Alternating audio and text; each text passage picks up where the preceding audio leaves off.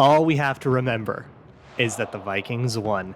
Winning ugly still counts. Vikings win 28-24 in a game that they trailed for over 59 minutes of. So we'll break down everything good, bad, and ugly here on the Locked On Vikings podcast.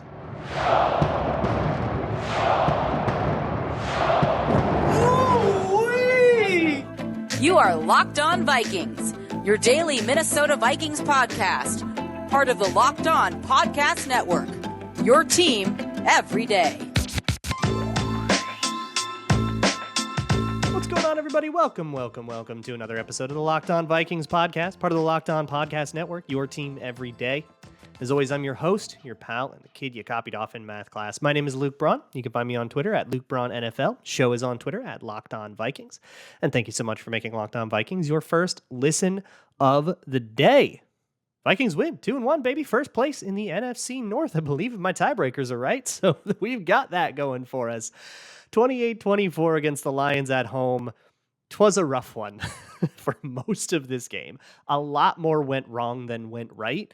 And it just that just turned out to be more true for Detroit. And so the Vikings walk away with the win. But hey, look, you take those. And hey, the Gophers punked Michigan State. So great day for Minnesota football versus Michigan football all around. So I guess the headlines coming off of this game, there's some stuff about like personnel, where it was Lewis Seen, Dalvin Cook's injury. We'll get to that soon. But also, this is a really difficult Kirk Cousins game to make heads or tails up, because he was like really bad at times and also really good at times. And like, what do you do with that? Sort of becomes more of a reflection on what you're trying to do when you talk about Kirk Cousins than anything, because it was a truly like up and down game. Like up and down is the way that I put it, when you've got some good plays and some bad plays. I don't know, average that out if you want. Into some metric, but I don't really want to. Like, I want to say, yeah, these were great plays and these were not great plays, and they coexisted, and not try to solve further than that. So we'll get into that. And then I don't know what exactly is going on with the defense, like specifically, but I have some ideas. So we'll go with that. Also, Justin Jefferson was totally shut down. All things I'm hoping to talk about in this show, but let's start with the major kind of news out of the game. Dalvin Cook goes down, shoulder injury. They're going to try to harness him up and play him in week 4. That feels like he's going to be a game time decision. Of course, you see how the week goes and stuff. So Dalvin Cook has a labral tear. He already had a labral tear. He's had a labral tear for a while. If you think of Dalvin Cook as injury prone, you're probably thinking of that injury. And that was aggravated with a weird shot, a little friendly fire actually, bumps into his own lineman at just the right angle, and it hurts him bad enough he actually fumbles and loses the fumble. He's out for the game. Alexander Mattison plays out the rest of the game, and now we just have to wait and watch. After the game, Tom Pelissero says, yep, it's that. He wasn't wearing a harness in this game. They're going to put a harness on him and essentially hope that he can play it. So with a labral tear, I've got to look a little bit more into it. We might get a little medical later in the week on Locked On Vikings, but my understanding of it right now is that it's mostly a flexibility injury, but impacts can be very painful. So it's one of those things where you put a harness on it to keep things in place, so that he actually dislocated his shoulder in this game, which you pop it back into place and that's how that goes, but it's still like the damage is done. So you put him in the harness to stop that from happening again, and then you give him something for the pain, a cortisone shot or whatever, what have you. That feels like it'll be the plan. I'm super just guessing, though. Any doctors out there want to tell me that I'm wrong, I'm all ears. That's just my guess based on covering this exact injury for 4 years with Dalvin Cook. So that's that. Also, a question I'm sure I'll get a whole bunch, especially in the Twitter Tuesday tomorrow. So get your questions in at Locked On Vikings or at Luke Braun NFL on Twitter, in the Google form in the show notes, or send an email to lockedonvikingspodcast@gmail.com. Leave a YouTube comment, too, if you're watching on YouTube. But I'm sure I'm going to get this question a million times. What's up with Lewis Seen? Where is Lewis Seen? So the unsatisfying but true answer is we don't know. We don't know what this is, right? Rule of thumb, you can't use the big bad B word before. I mean, you really can't, unless somebody has a truly abysmal, like a Laquan Treadwell rookie year, you probably could have. But even after a whole rookie year, sometimes guys just need a year. Guys just, need to adapt, and then they figure something out. And sometimes there's a KJ Osborne style surge just because the world slows down for them, or they get the right, mentor or whatever. But not week 3, man. Like, at least give it to like Halloween before we start making grand sweeping declarations on whether this guy's entire career is going to turn out or not, right? But Lewis Cine didn't play from defense at all. Got a bunch of special team snaps, but he did not play on defense. So Josh Metellus started instead. To me, that was very surprising because if you ask me in camp and preseason, based on what I saw, would I rather have Cine or Metellus on the field? It would have been Cine, and it would have been Cine pretty comfortably. I thought Cine was better. The priors that I'm working with is that he was a little late to everything. He was just a little slow on the field. And so can you trust that more than somebody like Josh Metellus? I thought Josh Metellus was just wrong a lot. So my answer would have been yes, but apparently that's not the way the Vikings feel, and that's fine.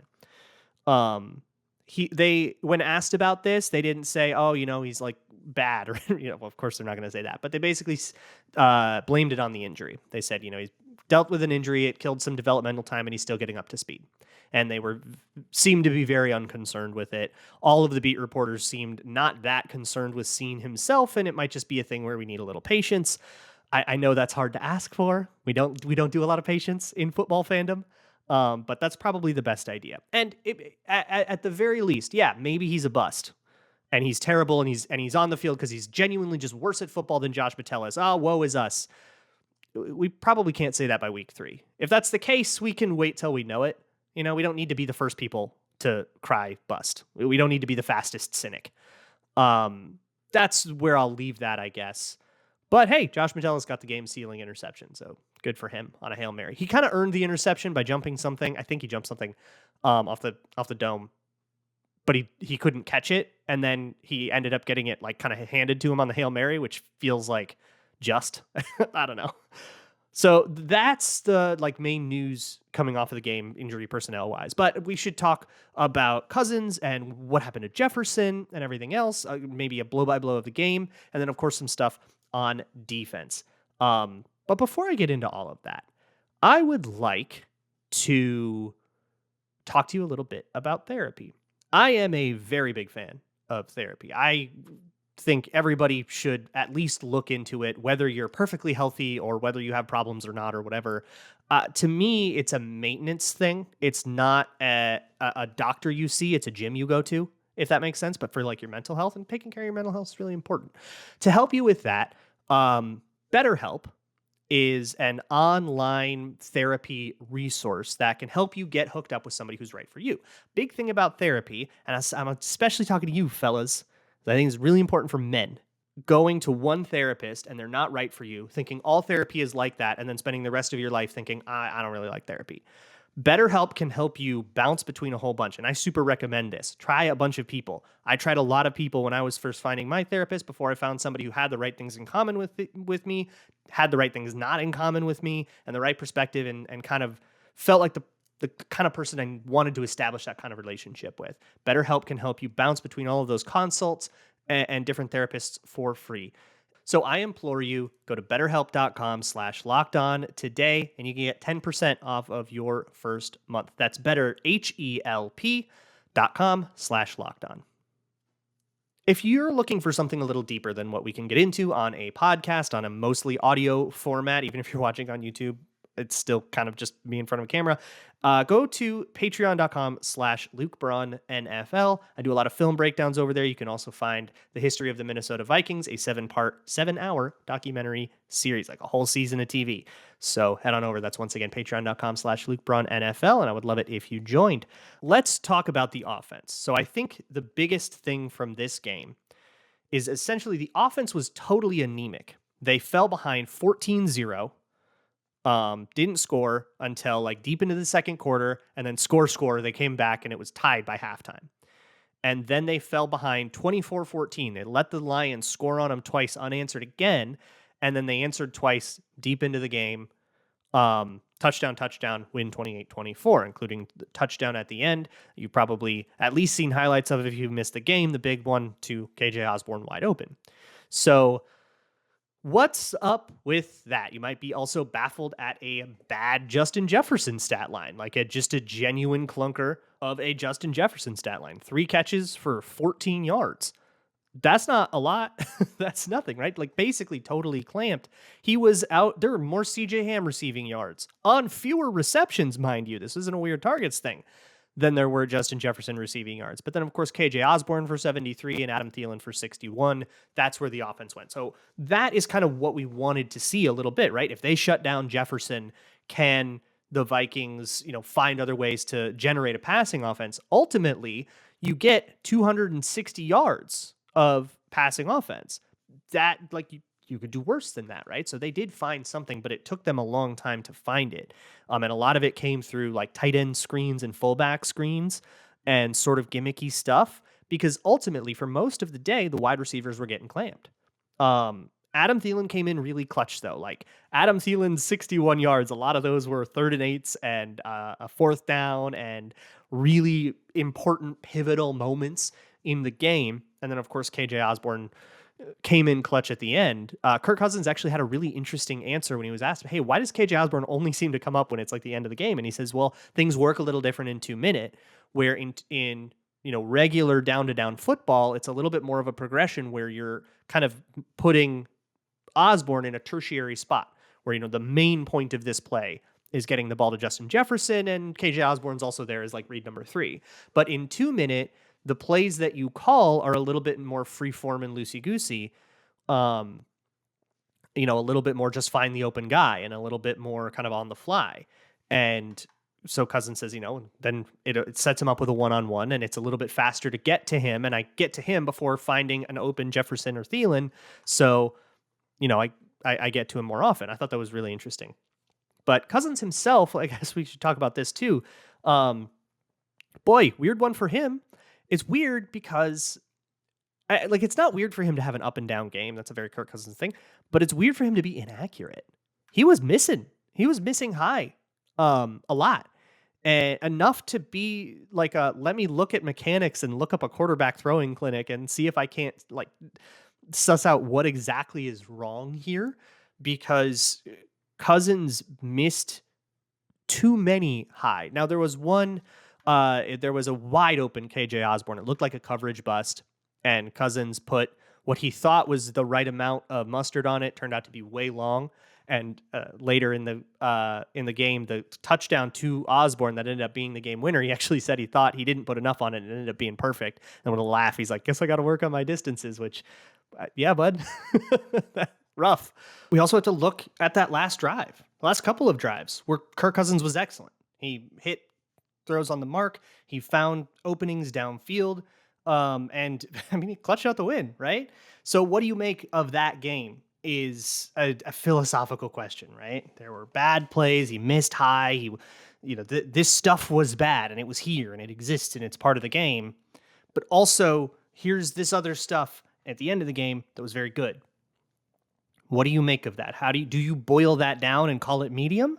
Because calling this a medium game feels like you miss out on a bunch, or do you just stay up and down? That's kind of what I prefer to do. Either way, it works out fine, right? Because they won. But another part of this is that Justin Jefferson was not open a lot. And it felt like he was getting mugged a lot. Like they were playing him very physically. And that also bears out with this sheer amount of penalties the Lions got. They got so many, a lot of them on a Warrior, the cornerback, so many illegal contacts and PIs and holdings, and they were playing a very physical brand of cornerback. And so while it shut down Justin Jefferson, and they doubled him a lot too. So while it shut down Justin Jefferson, at what cost? And so the real question here is, oh no, Justin Jefferson had a bad day. Can another team look at what the Lions did, copy that blueprint, and then suddenly neuter our offense and take away our best weapon? And I think the answer is they won't want to. And that's the comfort that I take here, because they gave up a lot of free first downs, and they left Thielen and KJ Osborne one-on-one. Thielen and KJ Osborne did enough to beat them. And I don't think another team is looking at the result of this game and saying, let's copy that blueprint, and feeling very good about it.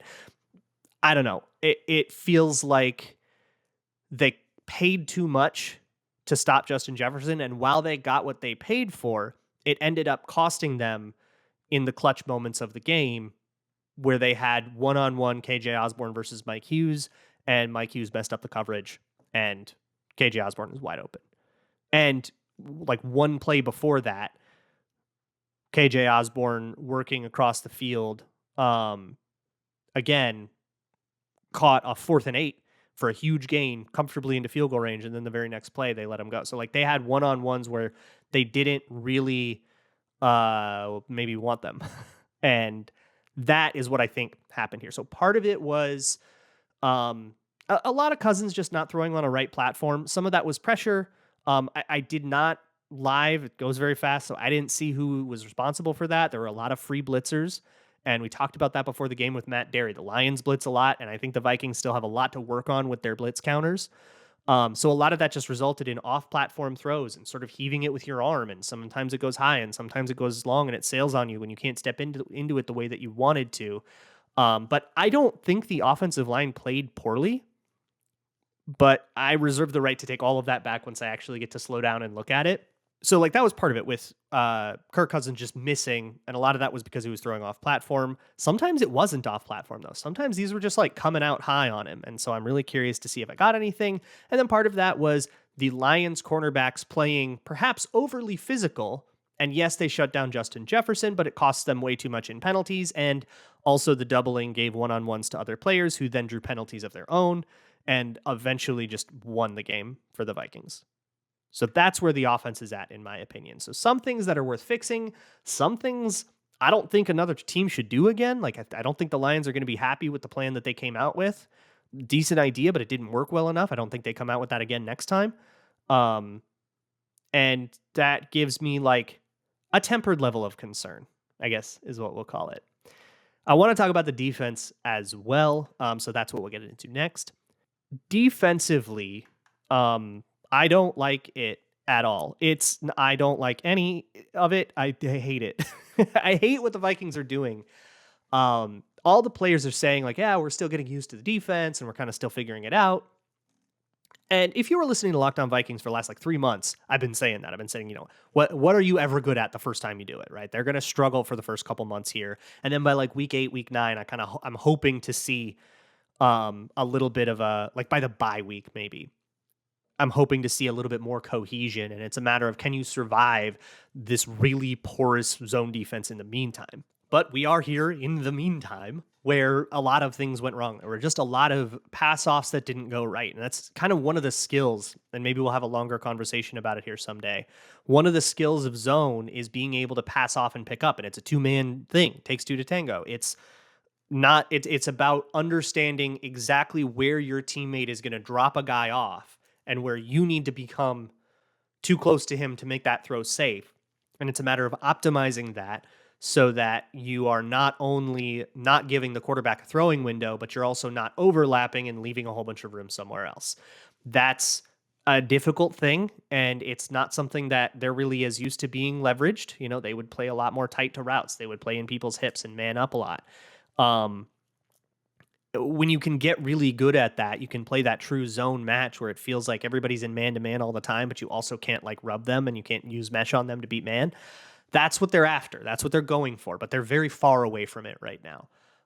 Even with all the veterans, they're all veterans, but they're not all used to working together. Kendricks and Hicks aren't used to working together. Harrison Smith isn't as used to working with Cam Bynum. Of course, Harrison Smith with a concussion missed this game, so now you got Metellus out there. Although for what it's worth, I thought those two both played pretty well.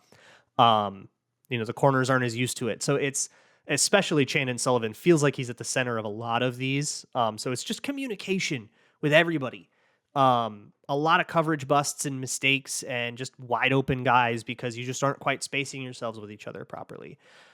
That's my hypothesis. I want to go, of course, watch the tape, look at all this coverage, see what's happening there. But also, the Lions ran it like crazy. Their run game is insane. We know that. They're very physical, and they totally out-physicaled the Vikings. A lot of the worst reps, again, seem to be when the backup defensive line was in, which you would expect some, but this feels like too much. And they maybe can't rotate as much as they want to, which is a bummer because you want to keep guys fresh, but like at what cost, right? But really, what bails the Vikings out in this game a lot was Dan Campbell going for 4th down. I think he was 4 of 6 on 4. He went for 6 4th downs. And I say bailed out with a big giant, like a big asterisk kind of, because it was sort of only a good Lions game because they went for all of those 4th downs. And then Campbell kind of took his foot off the gas. And he actually says he wishes he went for one of the 4th downs near the end of the game. But basically every time, I mean, they would get a successful play on first down, and then you would kind of grit it out to a 4th and short, and they would go for the 4th and short, and they'd get the 4th and short. And that was like just every single series. That happened several times. But then a really clutch 4th down stop in the 4th quarter with Cam Bynum shooting up the gap and Patrick Peterson cleaning it up. But I thought Patrick Peterson had a fantastic day. He got beat down the field one time, and Jared Goff just totally sailed the throw. But other than that, it's funny. It's like he always has this one really bad play, and then he was just like clamps the rest of the game. And he was fantastic in the run, fantastic behind the line of scrimmage as well. And he was involved in that big 4th down stop. And then with the Lions driving up 24-21 at the cusp of field goal range, they come up with a 4th and I think 4, and then they kick it, miss the kick, and it sets the Vikings up with what ends up being the go-ahead touchdown drive. Dan Campbell after the game says he regrets kicking that. I kind of figured maybe punt that because there's about a minute left in the game and the Vikings had no timeouts. And if you pin them, that's really hard. Like, I would almost rather punt it than try to kick it, especially when you're up 3. Kick it, go up 6. It's still a 1-score game, so that doesn't change the math a ton for me. Like, it's something to go from needing a field goal to a touchdown, but that doesn't feel all that valuable to me. I would probably rather punt that than kick it, but I think I agree that maybe going for it's the best way, especially because you'd been converting 4th downs really, really well all game, but maybe a little spooked because I think they had gone 0 for 2 in their last 2. They were like 4 for 4, and then they missed 2, if I recall. That's part of it. But a lot of that is set up by really, really successful run game. And the Vikings, again, they sort of allow this. And they're like okay with it. Yes, you can run for 7 a pop on us. Eventually, you're going to have one where we get into the backfield and put you behind the chains. You won't be able to run. And now all of our soft coverage stuff is going to be really suffocating on you. That is kind of the theory, I guess, right now. And it's not a very good one because, again, the Vikings are giving up. They're just hemorrhaging lots of yards. They've been a little better in second halves. A little better in the second half today. 14 in the first half, 10 in the second half, with a lot of drives in each. I believe 6 drives apiece in each half for each team. So that's a lot more than what you got versus like Philadelphia. Philadelphia, there were really 9 meaningful possessions before it got to kind of end game whatever. And in this one, all the possessions were meaningful, and there were 12 of them. So to come away with the same point total scored, I would say marks an improvement. Call it like a points per drive improvement, I would guess. But also it felt a little bit like there was a little more playmaking going on, but it wasn't like good. Like, I'm not like happy with the defense, and I don't think anybody should be. And they've got a lot to work on, but it's like they've got so much to work on that it's not something that gets fixed week to week. They're not going to come out against the Saints and suddenly be doing perfect zone pass offs. This takes time, and it's going to take like years of time for them to really get. And I think I like the direction it's headed. I think it is headed toward a good direction, but we are just going to be in a transitional period where we have to overcome this for now to win games instead of hoping that it gets fixed. I know that's like not a very great note to end on. And again, as I said at the beginning, remember they won. And I think there's a lot more negative stuff that happened in this game, but they won. And so kind of who cares? That's kind of be how it is. I mean, you're 2-1, you're at the top of the division. Who cares if there's a whole bunch of stuff wrong? If you're trying to predict future games, you care, which is what I'm kind of hinting at here. Like, this is going to harm them against the Saints, this zone coverage thing. This is going to make it a lot harder for you to get interceptions on Jameis Winston, who's an interception machine. When you're playing so far off of guys that guys are so wide open, you can't break on the ball because you left way too much space because you didn't pick them up right. That's going to like stop you from being able to punish stuff like that. So it's stuff you've got to work on, but I'm not expecting it to get fixed. I'm expecting the Saints to be able to move the ball and get lots of points, and the Vikings are going to have to race them. And that's how you're going to have to play games this year, at least up until later in the year. Maybe once you've done a lot of games, once you get 3 months together, you can start to shore that up a little bit, but that's not something that you learn overnight. It's not one little tweak you can make. You have to get better at like a very broad umbrella family of skills. And I told you this is going to be this way. This is just how games are going to go this year. So we'll see. But for now, you walk away with an ugly win, with a rough win, more or less unscathed if you can get Dalvin Cook to play through this shoulder thing. you can walk away and say we're 2-1 and that one counted. Let's go to London. So we'll have our mailbag again. Get me your questions however you want to. Check me out on Patreon, patreon.com/LukeBraunNFL. We'll break this one down up until the Wednesday show, and then we'll flip to London mode. FYI, I will be in London for this game, which is going to change how this show sounds a little bit. I'll be doing things from hotel rooms, so be prepared for that. Hoping I don't have to actually miss any shows or anything like that.